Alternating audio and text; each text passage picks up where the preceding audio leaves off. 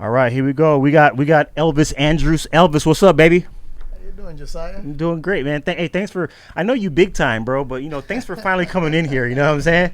Thanks for finally coming in here, big dog. You know what I'm saying? I'll make some time, some space for you. Yeah, man. Some of us, man. We ain't. There's some people that are peak performers on the top of the mountain, and there's some people that have that helicopter that just hovers on top of the mountain. You know what I'm saying?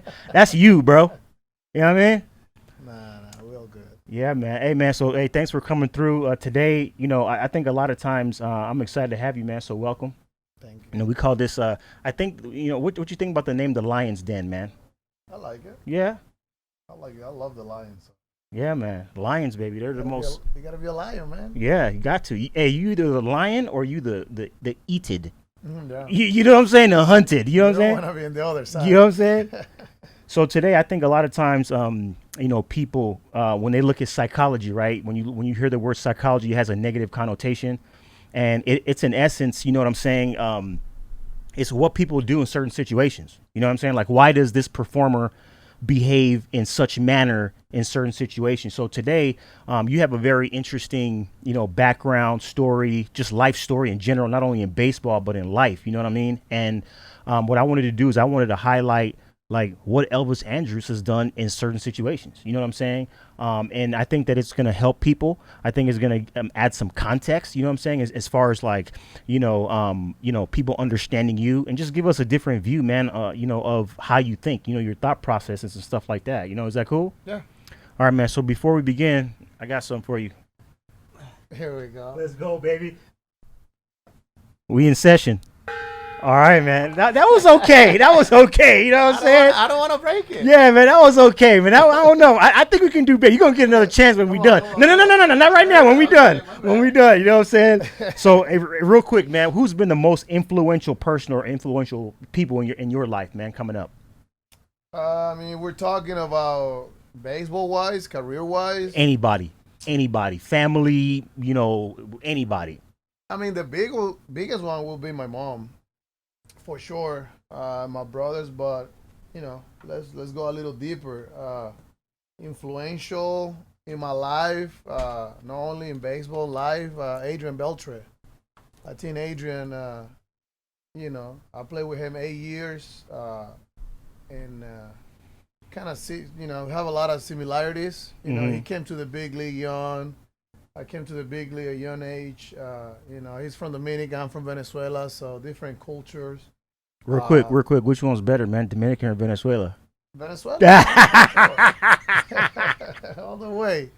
But I think him, he teach me so many things throughout the, last 8 years that we played together, and I get to know him and learn from him. Not only, like I say, not only in the ballpark, in the clubhouse, outside, life, being a dad, Yeah. being a husband, all those little things, I mean, till this day, I still, when I have a question, I call him, and he always give me the good advice, a sincere advice, and I think he's probably the person that got more influential on myself. That's good, man. That's good. What was the most powerful piece of advice Adrian Beltre has ever given you?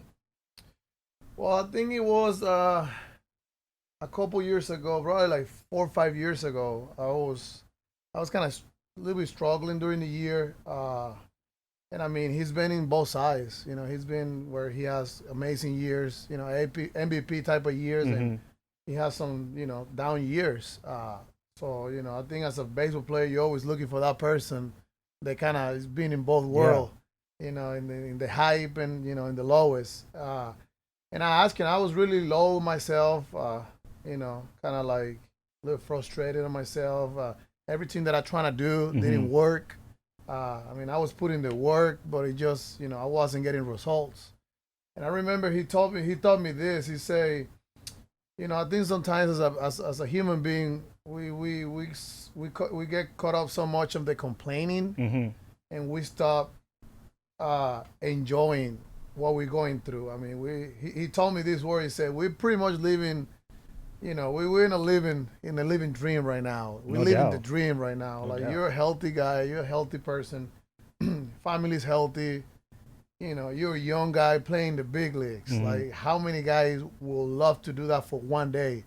And you already here, you establish yourself, you have your contract, you say, relax. That's good advice, Just man. enjoy the game, slow down. I think that was when he told me that. I was like, what you mean to slow down? He said, well, the reason we work, we go to spin training and we do repetition and we work and work and working. Mm-hmm. And he's like, nonstop work is to find a way to slow things down. Yeah. Like when you master yourself to slow things down, Yep. either you're hitting or you're playing defense or you're like in the ninth, bases loaded.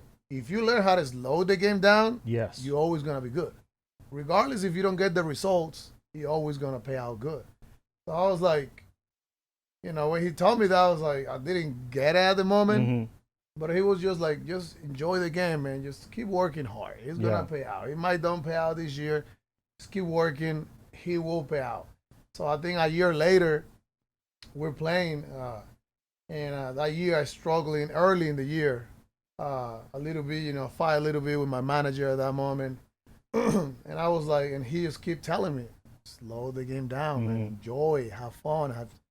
And I was like battling with myself, like, yeah, it's easy for you. Like, you're already good. You're already good. And but he told me that, and I was like, and he got to a point, I think half season, he got to a point where I was like, I got tired of fighting or either getting a result or fighting to get approval or fighting to get established or to be good, which is, the main thing you're working every day, to be the best, at your position or whatever you do. I stopped fighting. And as soon as I stopped fighting, as soon as I kind of like talk to myself, my brain, like, relax, like, so what if I'm not the best? Like, so what if, I don't become a superstar? I'm going to make sure I'm every day I come to work, I enjoy every day. Yeah. And sooner than later, dude, as soon as I did that, everything changed. flipped. Yeah. My performance, that was actually the first time I hit 300 in the big leagues. Wow. And the funny thing, through the years, things that used to bother me as a player, comments that used to bother me, messages that used to bother me, things that I saw that used to bother me, disappear.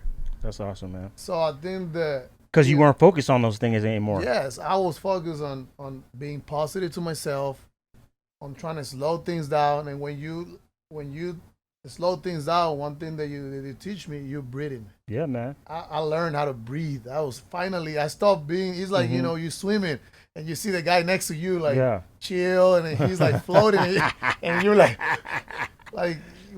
that's true. I mean, I think as a human being, when we don't breathe, it's like we're constantly fighting. Yep. And like sometimes you have to give in, like, That's good, just man. relax and enjoy the flow. Yeah. Breathe, like start seeing. So I remember when I started like relaxing and actually enjoying, I started seeing things differently. Yep. It wasn't blurry. It was just like, I can, like, if I wanted to do something, I was able to do it without asking, without trying too hard. I was just like, see it, thinking about it, like visualize things that I do a lot in baseball. Like, if I go to like an important at bat, I go inside myself, kind of like, motivate myself, and I kind of visualize my at bat. I was like going through my head in the under circle. He's going to throw me this pitch. I'm going to let it go. And then he's going to try to sneak this. I'm going to let it go. And then he have to give my pitch. Yeah. And as soon as I did that, he was like, that's my plan. I let everything go. I'm not going to try. I'm not going to fight. I go out there and I breathe and I concentrate. And then that year, I hit like almost 400, like 380. Yeah. With running, like, I think I was second in the league. So let me. I don't want to cut you off because that's really good stuff. But what I wanted to do is I want to hit on. You just hit on some basic, like, psychology principles. Arousal regulation, being able to control yourself, breathing, tactical breathing. Once you're in control, like my late friend and mentor, Dr. Ken Ravizza, he said, control your breathing, you control your performance. You know what I'm saying? You talked about visualization there, like what you're going to do, your plan. You know what I'm saying? When you were, on the on-deck circle, a lot of guys on the on-deck circle and in the dugout, they're visualizing, and they're not even in the batter's box yet, and they're already visualizing. That's visualization, man. You know what I'm saying? So that's some really good stuff, and I want to come back more to that more in a little bit. Real quick, I want to shift gears, man. For those that don't know Elvis Andrus, right? So I want you to, I know you ain't on, social media like that, like, killing yourself like like that, crazy. Yeah. but like, for those that don't know who you are, right? What would you say is the biggest misconception about you? For Joe Schmo that don't know who you are, what would you say is the biggest misconception about you? I think and I mean, I always get this because a lot of people ask me and they think I love it. Mm-hmm. I don't really love it. It's like people think that I always looking for attention, right? People think that I love being in camera, that I love being out there like the main guy, that all the attention and all the cameras are. And like if you get to know me, Yeah. I'm literally the opposite. I think I'm like Come on, man. I've Come never, on, I man. swear, like I'm I'm just playing. never. I mean, there's a because of my personality, is attract the camera. Because I'm always laughing. Yeah. I'm always having fun. I mean, if I have a camera, I wanna, you always wanna put in camera a positive thing, right? You don't wanna put a negative or Yeah. somebody mad and throwing things. So I'll I give know you by that. in that fact, I know camera is gonna be on me because Yeah. we talk in baseball. We always talk about when I play, you wanna perform good, but you wanna show up because that day it can be a kid Mm-hmm. that is first time he's watching baseball, Yeah, that's a good point. and you want to be a good role model. I Mhm. think I mean, I used to go to baseball field, and I always, as a young guy, wishing or dreaming being in the big league, Mm-hmm. I always follow the good players, Yeah. the guys that have the most fun. Yeah. Because usually the guys that are having fun, they're laughing, they're doing They're good. they're the they're the You best see- one. Isn't that funny? Yeah, Isn't that funny? like the guys are throwing the helmet, Yeah. and they're all like pissed and frustrated. I mean, believe me, you don't want to see that. Yeah. So for me, I always trying to do that, even if I'm going through a tough moment, which a lot of people told me, "Oh, why you not always laughing?" Mm-hmm. I was like, "Well, it's tough, when you're losing or you're losing by a lot of runs, and I'm smiling. Like at some point, you have to have respect, for your teammates and everybody. But besides that, I make a promise to myself years ago. I say, no matter what happened, I cannot change myself. Mm-hmm. Like through the good, on the bad, I'm always gonna. Because it's kind of like, psychologically, it's like I want to attract good things. Yeah. So for me to attract good things, I always have to give good things. Yeah. It's literally like what I give. It was what you're gonna get. Usually, the universe, Yeah. hit it back to you because. So that's great. And what you've done, you just set it up perfectly for my next question. So when you look at life events, right? Sometimes there are critical life events that we have in our lives that change the trajectory of our life, whether it's positive, whether it's negative, and they just shape us, right, into the person that we are today. Um, so sometimes these events can be like, it can be like the signing of a major league contract, right? It can be the birth of, my son. You know what I'm saying? It could be the passing of a loved one. What are some, what would you say is the biggest critical life event that has happened to you that has changed your perspective and made you the person that you are today? That's a good question. I thought it was gonna be signing my contract. I thought until I have my baby Elvis. After he born, I mean that contract in baseball literally disappeared. And believe me, I love baseball. Like Yeah. I can. I mean, I play baseball for free before, so Yeah. money not even come to the conversation. Yeah. But after I had Elvis, he changed my whole life. That's awesome, And man. I remember Adrian, I mentioned him again. He always told me that. He said, "You'll see. Like after he born, you're gonna change You're gonna automatically." change, yeah. What was the biggest change for you? What happened to you? What happened to you? Well, I think that before you have a kid, usually you're a selfish person. Even if you're not selfish, you're selfish. Everything you do is for you. For your mom, your brother, you helping, and your mom. But besides, it's for you. Like everything around is me. So when you have a kid, the whole world changed. Yeah. The perspective of me, it goes away.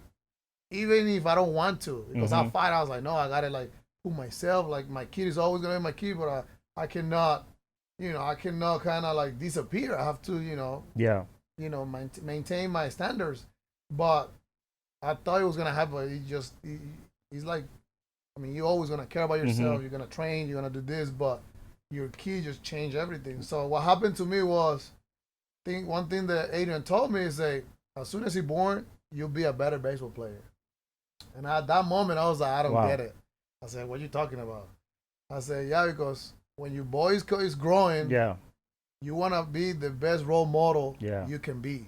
So things that you do right now, always tell me, like, being late or doing this or just show up. And, if you want to show up, yes or no, like, a lot of misconception, it'll disappear because, you want to set at that the example. back of your head, you want to set the best example for your kid.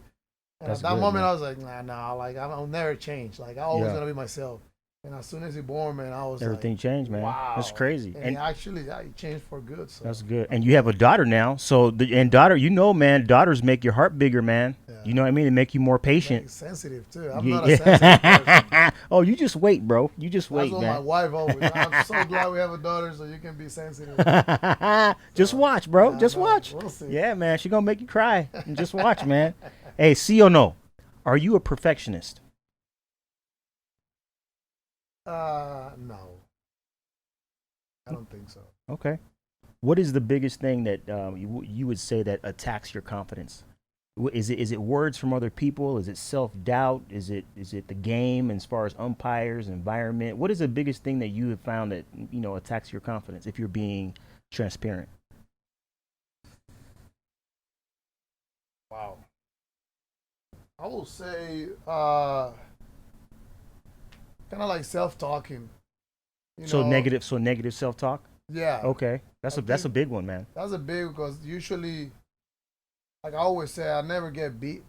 I beat myself. Because usually when I go through through tough time, and I got a lot better through the years, but I mean, early when I was younger, in my first years, I used to be the one, like I used to strike out myself even before that bat. Like I never give myself, even if I wasn't feeling good, I never give myself the opportunity to at least compete, you know, which is the last thing. That's the only you should always bring that to an at bat, even if you're like you feel lost or whatever. Don't matter. As soon as I step up, that's the first thing I always tell myself. Like I don't care if my hands are not working or I'm doing this or that, I'm gonna compete. Yeah. So as soon as you do that, like everything kind of shift and you concentrate on things that when you're not competing, you just going circles like every side of your brain. So that self-talk is big on me. You got to make sure it's always positive for you, right? I have to. And sometimes you shift without me realizing. So I always have to make sure, like, I watch a lot of videos and I like motivation stuff. Like I like to listen. That I like that built. Like for me, if I'm built before every game, that's good, man. I don't care who's pitching. Let's go. It's lights out. It's lights out for the other guy. Yeah. That's awesome, man. So another psychological principle right there is self-talk. You know what I'm saying? That helps with, arousal regulation. It helps you, to get you into a mindset, to compete and being intentional. Kind of like always have your swag on. Yeah, man. And we know you always got that swag on. Hey, so we're going to shift gears again, man. What's the most difficult thing that you've ever had to endure in your life? The hardest thing that you've ever had to go through? I mean, the pass of my dad for sure. Yeah. And how old were you? How old were you? Yeah, that's what I was gonna go. No, actually, when that happened, because I was too young. I was 7 years old when my dad passed away. Yeah. He actually hit me when I was 17. I was playing in low A. I was at that point with the Atlanta Braves, which is the team that signed me originally. And I was in low A in Rome, Georgia, I remember. And I was playing, and it's the first time. Yeah, and I don't know about Rome, Georgia, man. Hey, man. Hey, God bless y'all out there. Hey, God bless y'all out there in Rome, Georgia. If y'all listening, man, God bless y'all, man. I don't know about Rome, Georgia, man. I'm just playing. At that point, it was big for me. But no, like going through that story real quick, it was like I got my low back kind of tied up a little bit. I didn't know at that moment what it was, and I remember they got me out of the game, and I was sitting on the training room, and he checked on me, and he was like, "Nah, you'll be back in a couple of days. Just tied it up," and I just started crying, and they got scared. Actually, they were like, "Are you okay? Like you'll be back in a couple of days." And I was like, I didn't understand. Like, I was like just crying and crying, and I couldn't stop crying. This is because of your back being tight, or what Yeah, you well, thought I was your thought it back. was my Okay, back, but I continue. didn't. I was like going through my head, like trying Yeah. to be, trying to understand myself. Like, why Mm-hmm. am I crying if I know I'm Yeah. gonna be good in 2 days? And I couldn't stop crying. Yeah. So, I mean, I called the only person in life that I know is my gonna have the answer was my Mm-hmm. mom. Mama. Yeah. And I was like, Mom, like, what's going on? And she was like, what happened? I was like, well, just playing, my back, this and that. I'll be back in 2 days, nothing bad, but I can't stop crying. And she goes like, well, why are you going through? Like, what Mm-hmm. happened? I said, I don't know. I just start thinking, my back, and I, kind of start thinking a little bit about my dad, and I just. Just lost it. So she goes like, well, when your dad passed away, you actually were running, when we were when we were out there, and you never get to all that pain. It was always inside. Wow. Wow. So I was like, wow. So actually, when that happened, that team fly my mom probably like 2 weeks after, because I kind of like, I didn't went to like Mm-hmm. full depression, but I was just like really down on myself. And you Mm-hmm. know me, I'm always minding, having fun. If I'm playing or not playing, I was always being the same person. But like for a week, I was really down, and they flew my mom. So we went to Mm-hmm. conversation. She taught me a lot of more things about my dad, and after kind of like realizing, I was able to feel better. But I mean, personally, I went through a lot of things in baseball and life, but that's probably the The toughest. toughest. Yeah. Yeah, because it kind of like Yep. I didn't understand what was going on. Yeah. So you hit on a point that's very powerful, and I want to just camp here for just 2 minutes to address this, right? So I don't believe, because you a lot of times in sports you hear this term compartmentalize, right? Oh, he knows how to compartmentalize out there. You know what I mean? Like he knows how to turn it on and turn it off. I don't believe in compartmentalization as far as a long-term key to success. I don't believe it, because at the end of the day, when you sweep stuff under the rug, guess what's going to happen when you come back later that night? It's still going to be under the rug. You know what I'm saying? I do not believe in compartmentalization. We are one unit, mind, body, spirit. You know what I'm saying? And it doesn't matter. It doesn't matter, what you've gone through. If you don't address certain things, they always come back. I do not believe in compartmentalization. Don't believe me? Ask Michael Jordan why he was crying when he won, his first NBA title, like uncontrollably.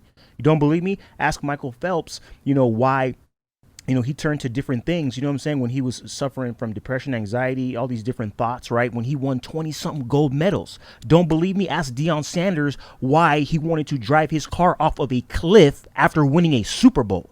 You know what I'm saying? And you should just share the story that is reminiscent of the prior three. Like, we are humans. You know what I mean? We are not machines that have compartments, and these things all run together. And if, like you said, if we don't have a way to talk about it, as we go through trauma, as we go through different life experiences, man, those things come back, man, and we have to deal with them. So, man, you just hit on something very powerful, and it's something that I would encourage anybody who's listening, like, man, like, make sure that you have people in your life, professionals in your life, that you can talk through these things with, because it helps the healing process and ultimately helps you become a better performer. I believe so. I mean, one of the things that I learned through my career, he was talking to our psychology.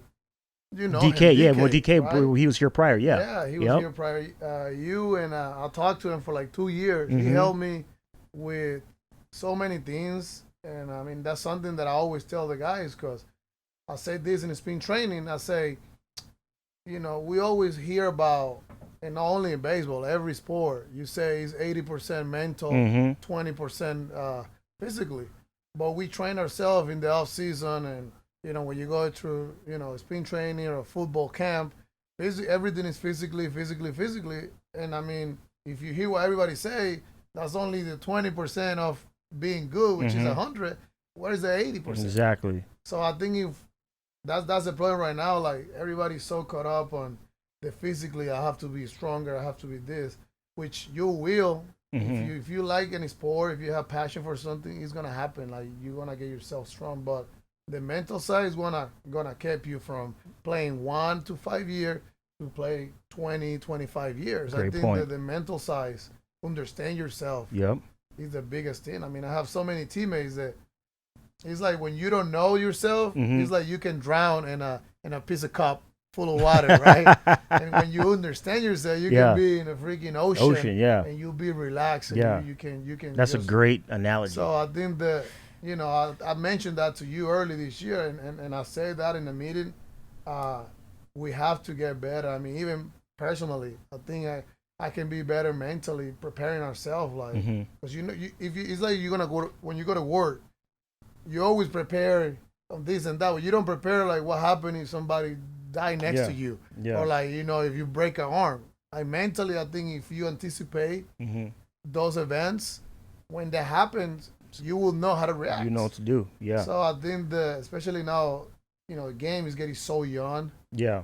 And I love all the let the kicks play and all that. You're still young too, right? What are you, 21 right now? 10 years ago. Let's go, baby.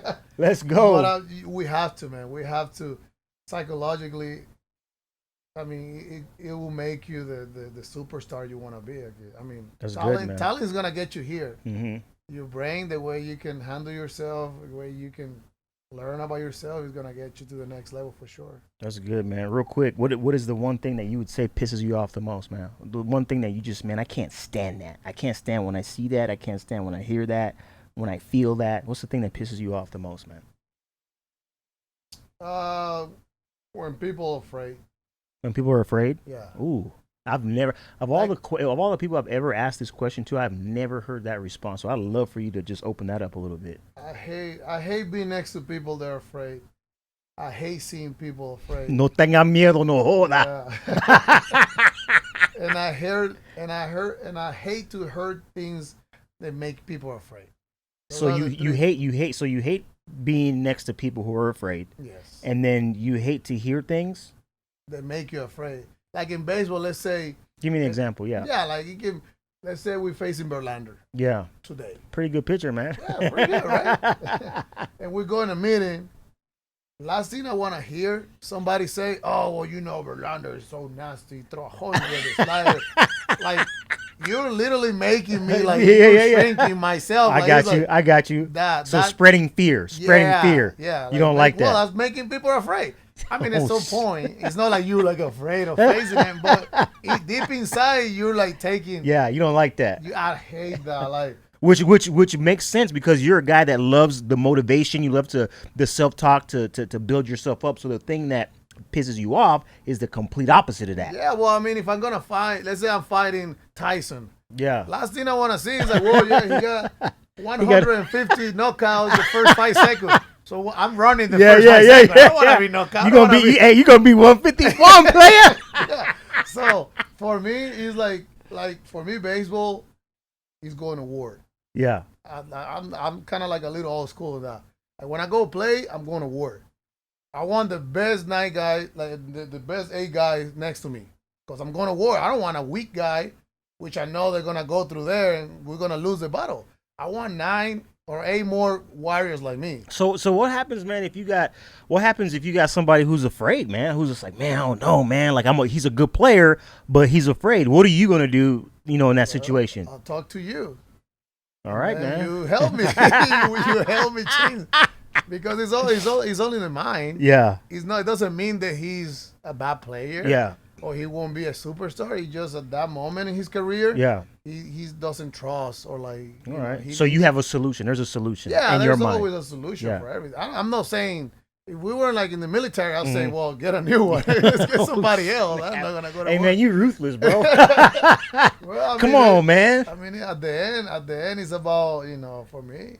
I mean, I believe all the process and all that, but for me, I want to win, man. I want to win. I mean, that's a good answer. I've never heard that answer, man. I love it, man. Hey, man, if you scared, you can't be around me, man. You can, yeah. Like, come on, man. Like we're gonna fail. This game is a failure. Yeah. Yep. Like, 10 times, you do a good 3 times, you fail 7 times, you're a superstar. Yeah. So you understand that part. Like, that's what I'm not a perfectionist, because if this game was, I need a 9 out of 10 to be good, and then yes, you need to be, a perfectionist. But in this beautiful game, if you fail 7 times, you're still a superstar. Yeah. So I want my teammates to be like, we know we're gonna fail. We know we're gonna hit some some tough times, but I want to see you ready to fight every day. That's Even good. if you keep getting punched and going, I want you to, come up. Like I'm gonna be next to you. That's the thing that you want in a team. And, That's and good, I've man. been in good teams where we went to back-to-back World Series,